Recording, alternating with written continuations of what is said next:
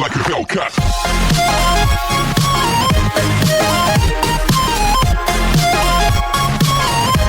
So part 3 की starting में हम देखते हैं कि हाना को मिनसुक ने पकड़ रखा है। जिन दोनों को ऐसी पोजीशन में देख जिनवू हैरान था, मगर जब मिनसुक ने जिनवू को नॉर्मली स्माइल पास की जैसे वो हाना के साथ खेल रहा है, तो तब जिनवू अपना आराम से वहां से निकल गया। वैसे उसे हाना में कोई इंटरेस्ट नहीं।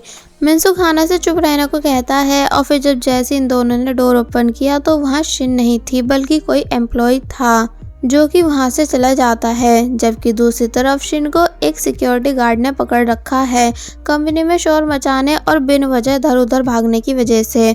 और वही दूसरी तरफ मिनसुक के सभी टीम मेंबर्स मिनसुक के आने का वेट कर रहे हैं। तो तब मिनसुक फुल स्पीड के साथ स्टेडियम की तरफ भागा, मगर जब जैसे वो स्टेडियम पहुंचता है तो तब तक मैच खत्म हो चुका था एंड उनकी टीम भी हार चुकी थी। इसलिए कोच ने एक बार फिर सभी प्लेयर्स को पनिशमेंट दी एंड मिनसुक को वार्न करते हैं कि ये तुम्हारा लास्ट टाइम है, यानी अगर तुम फिर से कोई गड़बड़ करोगे तो तुम्हें टीम से निकाल दिया जाएगा।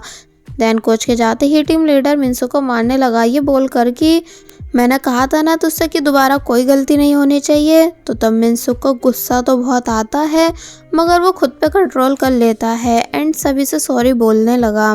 नेक्स्ट सीन में जोडुक और टाई मिनसुक से उसके रोज गायब होने का रीजन पूछते हैं कि अगर कोई बात है तो हमें बताओ, मगर मिनसुक उन्हें कुछ नहीं बताता। एंड जब जैसे अपने फादर की ड्राई क्लीनिंग शॉप आया तो फादर मिनसुक की ऐसी हालत देख परेशान थे, मगर फिर बाद में बताने लगे कि वैसे मैं तुम्हारी हॉकी फीस भर चुका हूँ क्योंकि आज ह्यूंग ने पैसे ट्रांसफ़र किए थे। तो तब ये बात जानकर मिनसुक हैरान रह गया कि क्या ह्यूंग ने पैसे ट्रांसफ़र किए थे।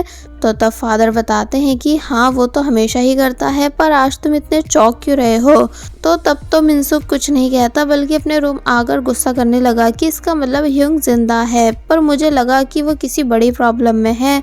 इसलिए वो गुस्से से अपने भाई के फोटो फ्रेम को नीचे कर देता है, ये बोलकर कि क्या तुम्हें आइडिया भी है कि तुम्हारी वजह से मैं क्या क्या फेस कर रहा हूँ। मगर फिर बाद में फिर से फोटो फ्रेम को सही कर काफ़ी बुरी तरह रोने लगा, ये बोलकर कि प्लीज़ भाई वापस आ जाओ।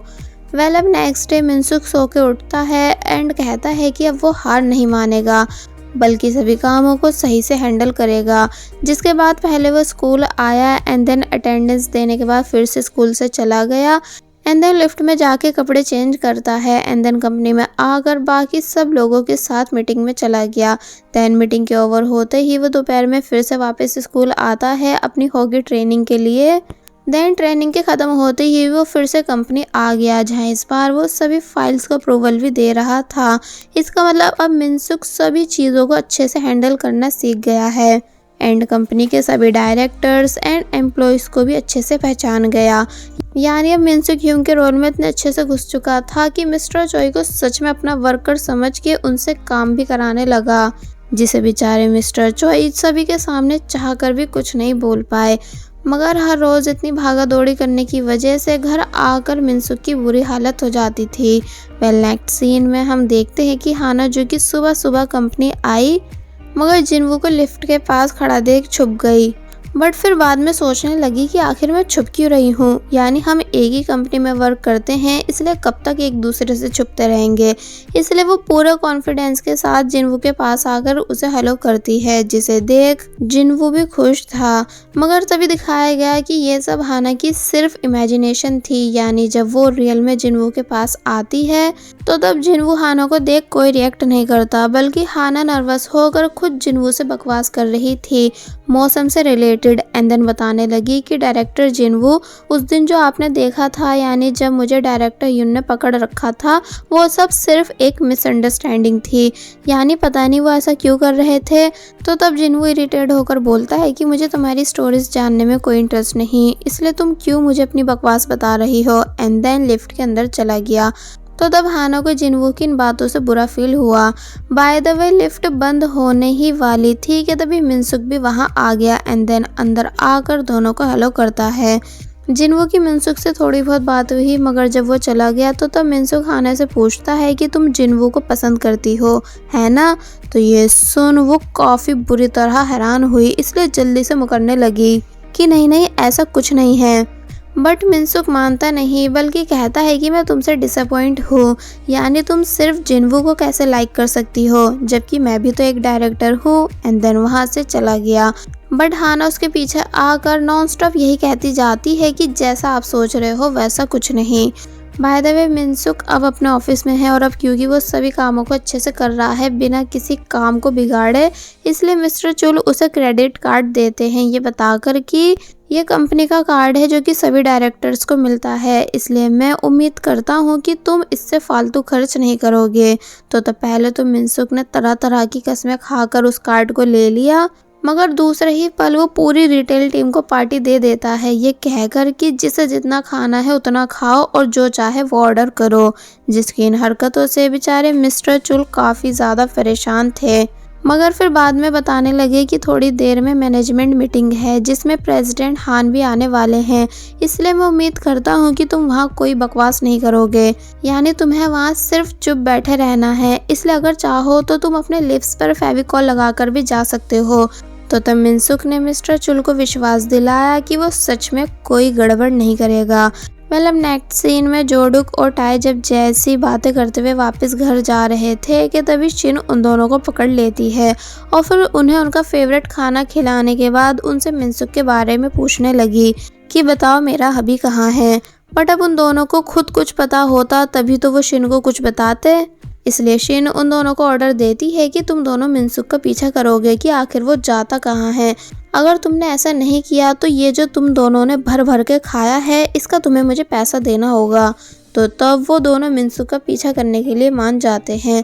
दूसरी तरफ फाइनली स्टार्ट हुई मैनेजमेंट मीटिंग जहाँ जिन्वू प्रेजेंटेशन दे रहा है, मगर प्रेसिडेंट हान को मज़ा नहीं आता, यानी उन्हें जिन्वू की प्रेजेंटेशन में कुछ भी यूनिक नहीं लग रहा था जो लोगों को अट्रैक्ट करे। कि तभी अचानक डॉक्यूमेंट्स रीड करते टाइम मिनसुक गलती से बीच में कुछ बोल पड़ा। तो तब प्रेसिडेंट हान मिनसुक से उसकी राय पूछते हैं। मिनसुक ये सुन हैरान था और फिर हकला हकला कर उल्टी सीधे बकवास कहता है प्रोजेक्ट से रिलेटेड कि हमें मॉल में सिर्फ एक चीज़ नहीं बल्कि और चीज़ें भी ऐड करनी चाहिए, ठीक हॉकी टीम की तरह। तो तब मिनसुक की बातों से इम्प्रेस होकर प्रेसिडेंट हान पीपीटी का काम मिनसुक को दे देते हैं, जिस बात को सुन मिस्टर चोई सदमे में थे। मिनसुक बाहर आकर मिस्टर चोई से पूछने लगा कि क्या प्रेसिडेंट हान इस पीटी की बात कर रहे थे, इसमें तो मैं एक्सपर्ट हूँ। तो तब मिस्टर चोई अपना सर पकड़ वहाँ से चले गए और वहीं प्रोजेक्ट हाथ से जाने की वजह से जिन्वू बहुत ही ज़्यादा गुस्से में था, इसलिए अपने सामान को उठाकर फेंकने लगा। मिनसुक के ऑफिस आने के बाद पहले विंडोज़ बंद की गई एंड देन मिस्टर चोई ने मिस्टर चिल को मारा, ये बोलकर कि क्या तुमने इसे समझाया नहीं था कि मीटिंग में से बस मुंह बंद करके बैठना है। कि तभी मिनसुक फिर से पूछता है पर आखिर ये पीटी और पीपीटी है क्या। तो तब मिस्टर चोई अपना सर दीवार पे मारने लगे। मिस्टर चुल समझाते हैं कि ये एक प्रेजेंटेशन है जो तुम्हें हमारी कंपनी को प्रेजेंट करते हुए दूसरी कंपनीज के सामने देनी है ऑन वेडनेसडे। तो ये सुन मिनसुक के होश उड़ गए कि क्या वेडनेसडे को, जबकि मैंने आपको बताया था ना कि वेडनेसडे को मेरा हॉकी मैच है जिसे मैं चाहकर भी छोड़ नहीं सकता, इसलिए मैं नहीं करने वाला ये पीटी या पीपीटी। तो मिस्टर चोई का गुस्से के मारे और बुरा हाल होने लगा, इसलिए वो काफ़ी बुरी तरह रोते हैं। मिस्टर चुल बोलते हैं कि तुम्हारा मैच दोपहर में है और मीटिंग इवनिंग में, इसलिए तुम्हें मैच के ख़त्म होते ही पीपीटी के लिए आना होगा वरना हम सब मारे जाएंगे। तो तब मिनसुक को मानना पड़ा। मिस्टर चुल बाहर आकर टीम की लेडीज से पीपीटी रेडी करने को कहते हैं, मगर सबने एक दूसरे पे बात डाल दी और फिर हमेशा की तरह ये काम भी बेचारी हाना को दे दिया गया। मगर जब पता चला कि ये पीपीटी मिनसुक के लिए रेडी होने वाली है, इसका मतलब जो भी इसे रेडी करेगा वो पूरे टाइम मिनसुक के साथ रह पाएगा। तो तब ये बात जानकर उन लेडीज़ को हाना से जेलसी हुई। अब नेक्स्ट सीन में हाना फाइनली पीपीटी रेडी करके उसे मिनसुक को दे देती है एंड फिर से बताने लगी कि मैं सच में डायरेक्टर जिन्वू को लाइक नहीं करती हूँ, आपको कोई मिसअंडरस्टैंडिंग हो रही है। तो तब ये बात सुन मिनसुक हैरान था कि क्या तुम तब से इसी बात को सोच के परेशान थी। और फिर जब हाना पीपीटी रेडी करके मिनसुक को सुनाती है तो तब वो उसे लेज़र लाइट से परेशान करने लगा, यानी बार बार हाना की नोज़ पर लाइट मार रहा था। तो तब हाना ने बहुत कोशिश की लाइट से बचने की, मगर फिर बाद में वो अपनी नोज़ पे ही हाथ रख लेती है।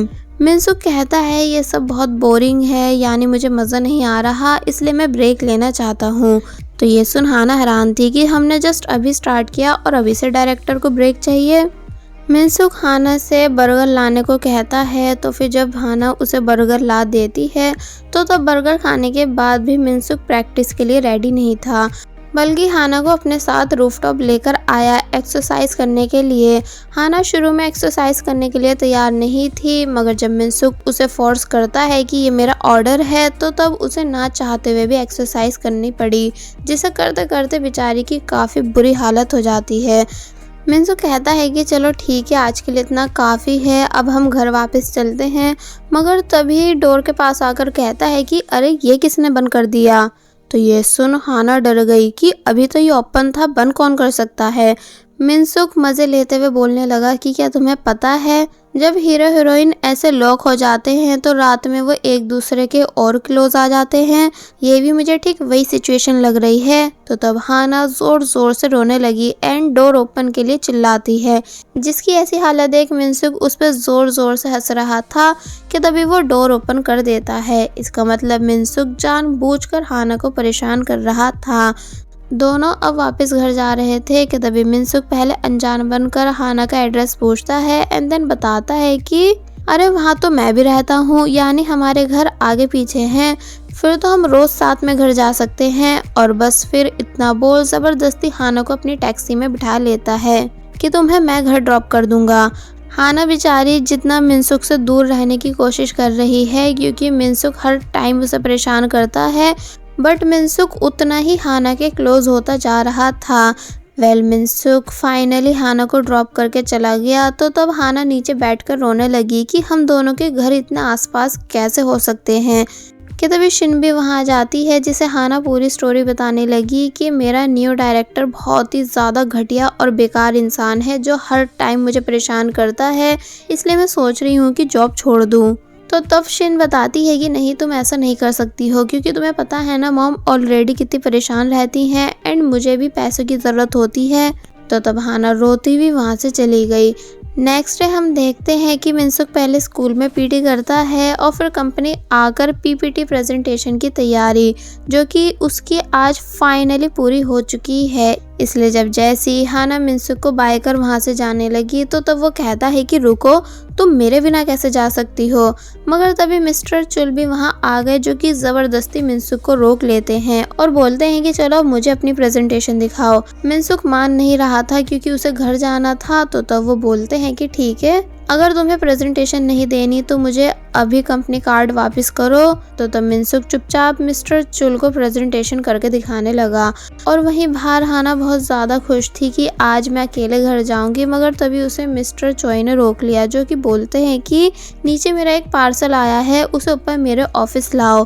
तो अब जब जैसी हाना नीचे पार्सल लेने आई तो वो काफ़ी ज़्यादा हैवी था, ऊपर से लिफ्ट भी बंद थी, इसलिए हाना को ना चाहते हुए भी इतना हैवी सामान लेकर स्टेयर्स से जाना पड़ता है, जहाँ वो गलती से अपने पैर पे गंदा पानी गिरा लेती है, जिससे उसके कपड़े तो गंदे हुए ही, ऊपर से सब स्टेयर्स से जाने में भी प्रॉब्लम आ रही थी। मगर अब जैसी वो फाइनली मिस्टर चोई के ऑफिस आई, तो तब इतना हैवी पार्सल देख मिस्टर चोई बोलते हैं कि ऐसा करो, तुम इसे मेरी कार में रखाओ। तो ये सुन हाना को बहुत ज़्यादा गुस्सा तो आया, मगर वो खुद पे कंट्रोल करके चुपचाप वहाँ से चली गई। दूसरी तरफ मिनसुक जब जैसी बाहर आता है, तो तब जिनवो उसे लिफ्ट ऑफर करता है, जिस बात के लिए मिनसुक खुशी खुशी मान गया। एंड देन ये दोनों बातें करते हुए जाने लगे। और वहीं हाना, जो कि अब अपने घर जा रही है, जिसके अंदर से काफ़ी गंदी स्मेल आ रही थी, क्योंकि एक तो पैर गंदा हो चुका था, ऊपर से स्टेयर्स चढ़ चढ़ कर उसके पूरे कपड़े भी स्वेटिंग में भीग चुके थे। इसलिए बोलती है कि अब बस घर जाकर पहले मैं नहाऊंगी और फिर आराम से सोऊंगी। कि तभी मिनसुक ने हाना को आवाज़ दी, जो कि उसे रास्ते में दिख गई थी। एंड देन वो हाना को कार में आने को बोलने लगा। हाना बहुत मना करती है कि नहीं, मुझे घर जाने दो, मगर वो मानता नहीं, बल्कि ज़बरदस्ती हाना को जिनवू के पास बिठा देता है और फिर खुद एक्टिंग करने लगा कि ओ नो, आज तो मेरी किसी के साथ मीटिंग थी, इसलिए आप दोनों जाओ। हाना कहती भी है कि प्लीज़ ऐसा मत करो, मगर वो रुकता नहीं, बल्कि हाना को गुड लक कर वहाँ से चला गया। तो तब हाना को मजबूरन जिनवू के साथ जाना पड़ा। कि तभी जिनवू पूछता है कि तुमने आखिर डायरेक्टर ह्यूंग को हमारे बारे में क्या बता रखा है, जो आज वो ज़बरदस्ती तुम्हें मेरी कार में बिठा के गए। हाना ये बात सुन डरने लगी और बोलती है कि नहीं नहीं, मैंने सच में उन्हें कुछ नहीं बताया। तो तब जिनवू कहता है कि अब मैं सच में तुम्हारे साथ अनकंफर्टेबल फील करने लगा हूँ, यानी तुम मुझे बहुत इरिटेट कर रही हो, क्या तुम मुझसे दूर नहीं रह सकती। जिसकी ये सभी बातें सुन हाना हैरान थी कि तभी अचानक बाइक वाले की वजह से जिनवू ने जब जैसी ब्रेक मारा तो तब वो हाना के स्वेट में भीगे कपड़े देख लेता है, जिनसे काफ़ी गंदी स्मेल आ रही थी। जो मूवमेंट हाना के लिए बहुत बड़ी बेइज्जती का था, इसलिए वो रोते हुए कार से उतरने को कहती है और फिर कार से उतरने के बाद बताने लगी कि उसने कब से जिनवू को लाइक करना स्टार्ट किया था। जिसके बाद यहाँ से स्टोरी पास्ट में गई, जहाँ हाना बताती है कि जब मैं एक बार थिएटर में सैड मूवी देखने आई थी तो तब मैंने नोटिस किया कि कोई रो रहा है, जो कि और कोई नहीं बल्कि जिनवू था, जिसे मैं देखती ही रह गई क्योंकि एक तो वो गुड लुकिंग था, ऊपर से उसे रोता हुआ देख ऐसा लग रहा था कि जैसे वो बहुत साफ दिल का है। इसलिए बस फिर तभी से मैं जिनवू को पागलों की तरह पसंद करने लगी। और जब मैंने जॉब ज्वाइन की तो पता चला कि जिनवू भी उसी कंपनी में काम करता है, जिसने जब जैसे मुझे हेलो करा तो वो दिन मेरी लाइफ का सबसे बड़ा दिन था, यानी मेरी हार्ट बीट्स तेज़ हो गई थी। ऐसा लग रहा था कि जैसे मुझे सब मिल गया हो। इसलिए बस उसी दिन से मैं इन सभी चीज़ों को डेस्टिनी मानने लगी थी, मगर आज मेरी आँख खुल गई कि जिनवू और मेरे बीच कोई डेस्टिनी नहीं, यानी जिनवू सिर्फ मुझसे नफरत करता है। इसलिए मुझे अब अपने दिल को और धोखे में नहीं रखना चाहिए। फिर जब जैसे आगे आई क्या तभी उसे वहाँ मिनसुक मिला, जो कि ये बात जानने के लिए एक्साइटेड था कि क्या तुम दोनों के बीच बात आगे बढ़ी। एंड देन कहता है कि मैं तुम दोनों के फुल सपोर्ट में हूँ, मगर तभी नोटिस करता है कि हाना की हालत खराब है। इसलिए हैरानी से पूछता है कि क्या कार में कुछ हुआ था, तुम कुछ बोल क्यों नहीं रही हो। तो तब हाना पूछती है कि क्या तुम मुझे अब नोटिस कर रहे हो। एंड देन बताने लगी कि हाँ ये बात सच है कि मैं डायरेक्टर जिनवू को बहुत ज़्यादा लाइक करती थी, इसलिए मैंने उन्हें प्रपोज भी किया था, मगर उन्होंने मुझे रिजेक्ट कर दिया था। यानी डायरेक्टर जिनवू मुझे बिल्कुल पसंद नहीं करते, सिर्फ नफरत करते हैं। माना आप लोग कंपनी के डायरेक्टर्स हो, मगर आपको कोई हक नहीं बनता किसी को ऐसे हर्ट करने का। एंड देन उदासी के साथ वहाँ से जाने लगी। जिसे ऐसे उदास जाता देख मिनसुक को भी बिल्कुल अच्छा नहीं लग रहा था, क्योंकि आज कार वाला सीन उसी की वजह से हुआ है। इसलिए यहाँ मिनसुक को हाना की फिक्र हो रही थी। और बस फिर इसी के साथ पार्ट 3 यहीं पर एंड हो जाता है। There was a time when you had me falling to the ground.